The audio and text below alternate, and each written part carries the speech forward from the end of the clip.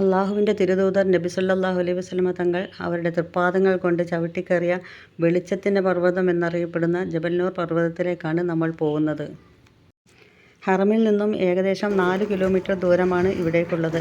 ഹറമിൻ്റെ വടക്ക് കിഴക്ക് ഭാഗത്തായാണ് ഈ പർവ്വതം സ്ഥിതി ചെയ്യുന്നത്.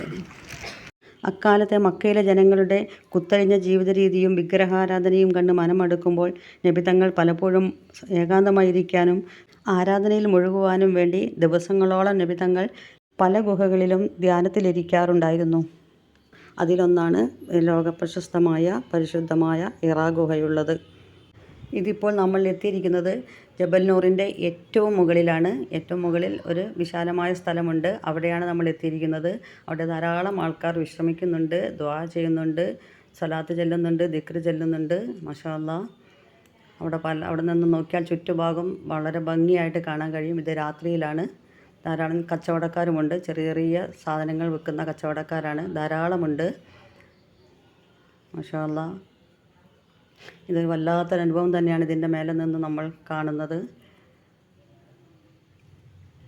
ഇവിടെ എത്തിച്ച പടച്ച തമ്പുരാൻ്റെ കഴിവ് അപാരം തന്നെ. എല്ലാവർക്കും ഇതിനുള്ള ഭാഗ്യം കിട്ടുമോ എന്നറിയില്ല. ഇവിടെ നിന്നുമാണ് നമുക്ക് ഇനി ഹിറാ ഗുഹയിലേക്ക് പോകേണ്ടത്. ഇത് ആൾക്കാർ പോയിക്കൊണ്ടിരിക്കുകയാണ്. വളരെ ഇടുങ്ങിയ വഴികളാണ്. നമ്മുടെ നബി സല്ലല്ലാഹു അലൈഹി വസല്ലമ തങ്ങൾ ഇതിൻ്റെ ഉള്ളിലൂടെയാണ് ഹിറാ ഗുഹയിലേക്ക് പോയിട്ടുള്ളത്. നബി തങ്ങളുടെ ഗന്ധം തങ്ങി നിൽക്കുന്ന, നബി തങ്ങളെ പുണർന്ന, നബി തങ്ങളുടെ പുണ്യ ശരീരം തൊട്ടുരുമിയിട്ടുള്ള, നബി തങ്ങൾ തൊട്ട് തലോടിയിട്ടുള്ള പാറകളാണ് നമ്മൾ ഈ കാണുന്നത്. ഇതിപ്പോൾ ഹിറാ ഗുഹയിലേക്ക് ആളുകൾ ഇറങ്ങി പോകുന്നതാണ്. പലരും വടം കിട്ടിയിട്ട് അതിൽ പിടിച്ചിട്ടൊക്കെയാണ് ഇറങ്ങിപ്പോകുന്നത്. നല്ല കഷ്ടപ്പാടുള്ള സ്ഥലങ്ങളാണ്. എല്ലാവരും മെനക്കെടാൻ നിൽക്കരുത്.